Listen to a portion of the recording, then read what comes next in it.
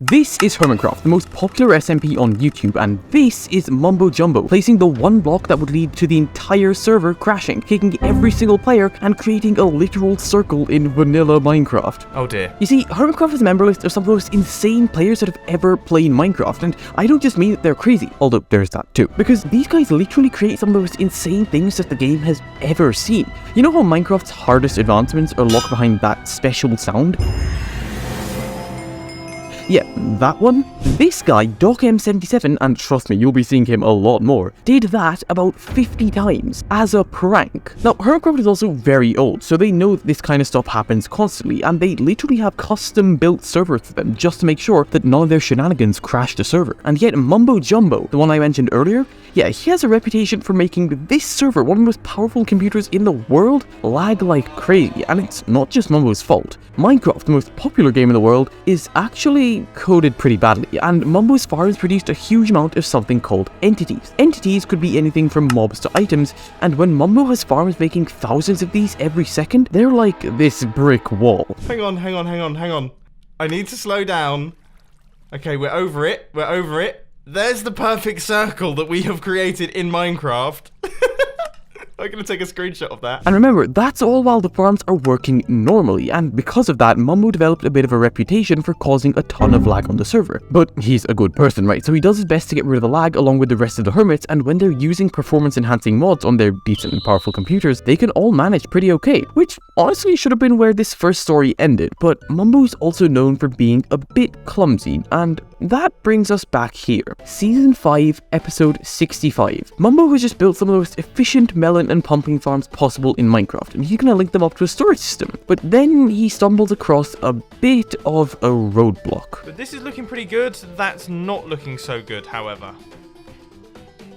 I did not realise that was a thing. But no worries, right? Mumbo isn't about to be outsmarted by some melons getting caught somewhere, and so he manages to sort it out using a chest. Because they're just a teensy bit smaller than a normal block, you can use them to properly align items and make sure that they don't get caught anywhere. The solution is perfect, it works, and it makes sure no items get lost, and everything seemed fine. Fast forward 2 episodes though, and everything was not fine. You see, Mumbo had finally AFK'd at his farm, and the water streams he was using to transport them to his storage system weren't using the chest method, which meant that approximately 96,000 items were just sitting in the same block, stuck on the edge of a hopper and completely destroying the server's frames to the point where it literally crashed. One block, one chest missing, breaking Minecraft's literal biggest SMP. And you'd think it ends there, right? That's the craziest thing that the Hermits could possibly do. How on earth do you top crashing the server and then making a circle in Minecraft? Well, how about giving yourself infinite inventory spaces? You see, Mumbo isn't the only crazy player on this server. Remember Doc from earlier? Doc is literally known for making Minecraft and even has a community of technical experts who he works with to completely pick apart the game's code, to exploit bugs, and to make things that should be,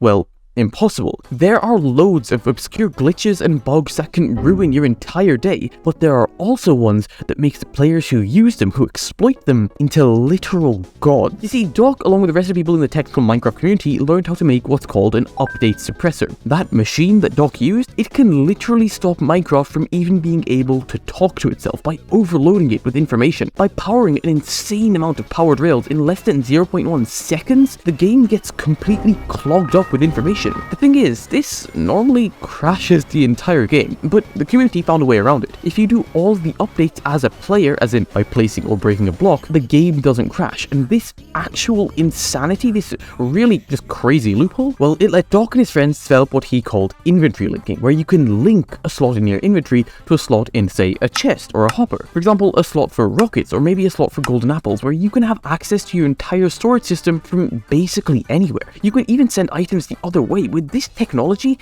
you could use infinite rockets to fly forever, infinite XP bottles to repair your elytra, infinite golden apples to never die. With the right farms, the only thing that would make you ever need to come back would be running out of items and having to craft more.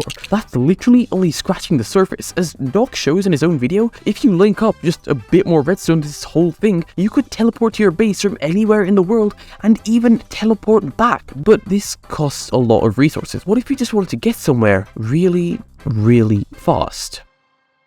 Because I have a project in mind that is going to involve Ravagers and teleportation. Yeah, you heard that right. Although I can't really give Tango credit for the idea here, that will go to simply Sarc, let me use him to explain how you can use this thing, which is basically as fast as a slime, to teleport across hundreds of blocks instantly. And get this, you don't need anything but a shield to do it. Knockback is a funky thing in Minecraft. Usually you get hit, you take some knockback, everything's cool, but not this time. You see, Ravagers have a mechanic that you probably didn't even know about when you block them with a shield.